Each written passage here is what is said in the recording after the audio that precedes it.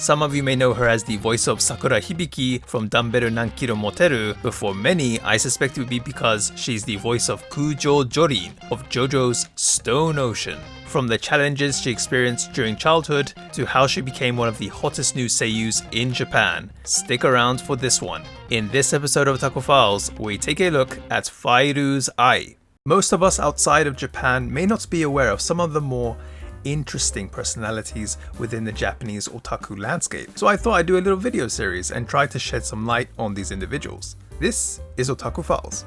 I've covered a few legendary female seiyuu, aka voice actresses, that are well known both in and even outside of the otaku world, such as Mizuki Nana and Uchida Maya, but for this episode we're going to take a look at a more recent seiyuu, who has been building quite the name for herself, Fairouz Ai. Fairouz Ai, or Fai-chan as is her nickname, stormed onto the seiyuu scene back in 2019, managing to get her first major role within that same year as Sakura Hibiki from Danberu Nankiro Moteru, which turned out to be a really memorable anime. That's for sure. Her performance in Danberu Nankiro Moteru is probably how she also managed to bag herself a Seiyuu Award in 2020 in the category of Best New Voice Actresses. But personally speaking, my favorite voice role from Fai-chan is of Power from Chainsaw Man. I love Power, by the way.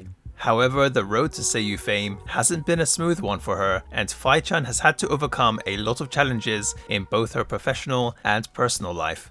Fai-chan is from Tokyo and has an older brother who happens to be Kadota Gihado, a professional ice climber representing Japan that is ranked 8th in the world.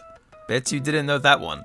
Fai-chan's earliest memory is of her going to Disneyland with her family during her elementary school years. She ended up running off by herself somewhere, causing a family search party for her lasting up until the night parade, when one of the Disney cast members brought her back to her family.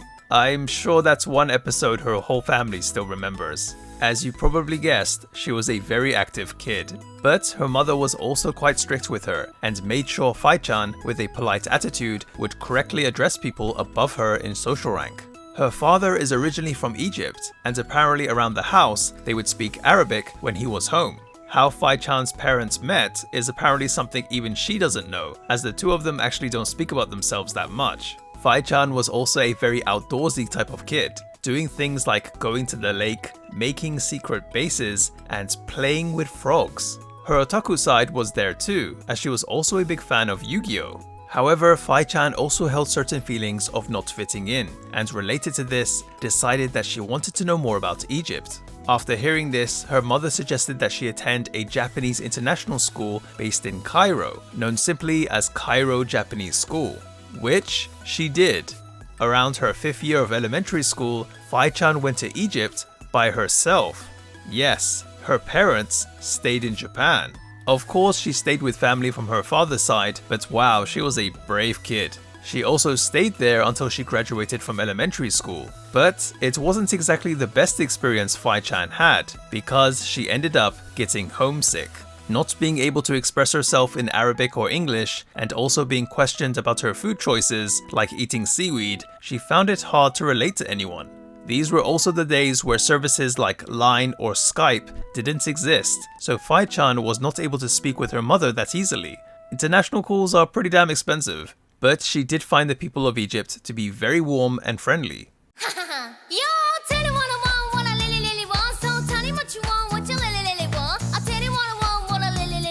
Although Fai-chan did take an English class in Egypt too, she still wasn't able to speak that well. Feeling frustrated with herself, when she came back to Japan, she decided to go to an English cram school once she entered middle school.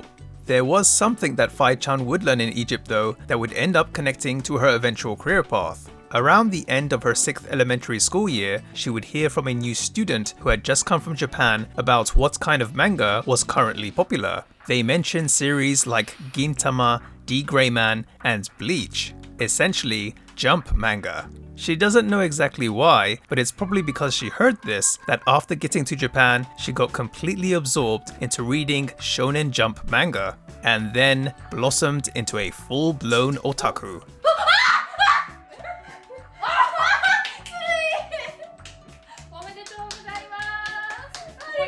In her first year of middle school, she then got into something else, Nico Nico Doga. And it's from Nico Nico Doga that Fai-chan would end up discovering JoJo no Kimyo na Bouken, aka JoJo's Bizarre Adventure. For those of us that have dipped our toes in the Nico Nico Doga world, you might have noticed that there are actually a lot of comments with ora ora ora ora, muda muda muda muda, or daga kotowaru.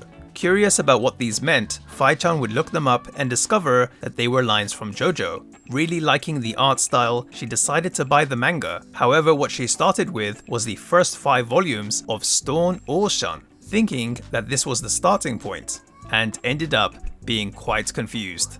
I'm not sure about the timeline, but apparently Stone Ocean is part 6. But she did find the protagonist, Cujoh Jolyne, to be really cool, and definitely wanted to know more about her. She would slowly gather all the other parts of the series until she had completed the collection within her first year of high school. Although Fai-chan also found it hard to blend in high school, Jolyne gave her strength. Compared to what Jolyne was going through, Fai-chan's problems didn't seem that big, and she just wished to be as strong as her. Despite there being rough times where Fai-chan wanted to cry, she told herself that Jolyne wouldn't cry and held it together. She played in her head all the ways that Jolyne overcame her difficulties whenever something negative happened. Fai-chan says that Jolyne and the JoJo series in general has had such a big impact on many aspects of her life, and actually connects to why she decided to become a seiyuu. Fai-chan would join a JoJo fan group active on Skype, where they would hold these small recitals reading out lines from the show. Although the readings weren't a regular thing, Fai-chan would always be praised for her performance. She also got really into it, feeling like she was actually in the world of JoJo. Not even waiting for the next reading, she would read out lines just by herself. And then she thought to herself, I want to become a real seiyuu and voice a character in JoJo's Bizarre Adventure. Yep, JoJo was the reason why she wanted to be a seiyuu, and then considered going to a voice acting school.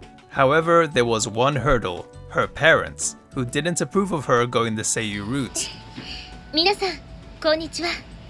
こんにちは。 To be honest, it's pretty understandable, as many in Japan want to be a seiyuu, but very few actually have successful careers. Fai-chan ended up going to a vocational school for graphic design instead, since she also liked to draw.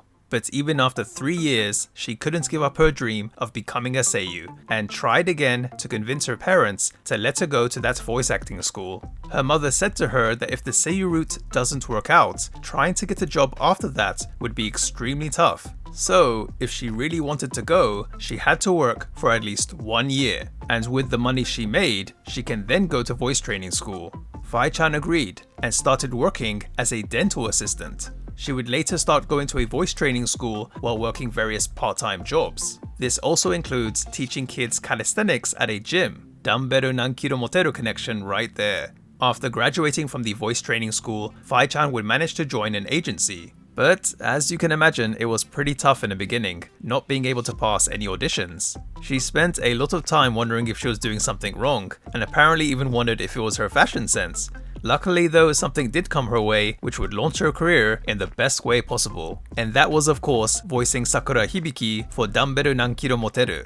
Maybe working part-time at that gym really did help. Fai-chan is still very much active. It seems there were some things going on in her private life which led to her needing to take some time out, but she has since changed agencies and is back carrying on her seiyuu activities. Anyway, that's gonna do it for this video guys. Thank you so much for watching. This was another request, a seiyuu one at that. I do like covering seiyuu too from time to time. I just thought it was time to cover the amazingly talented Fairouz Ai. I know she has quite a big fan base now, but I have been aware of her since Dumbbell Nankiro Moteru, a series I really loved. Again, not to mention her being Power from Chainsaw Man. Fantastic stuff. I wish for her continued success. Let me know who else you want me to cover or what Japanese related topic you want me to talk about in the comment section below. Thank you again guys. Until next time, peace, bye.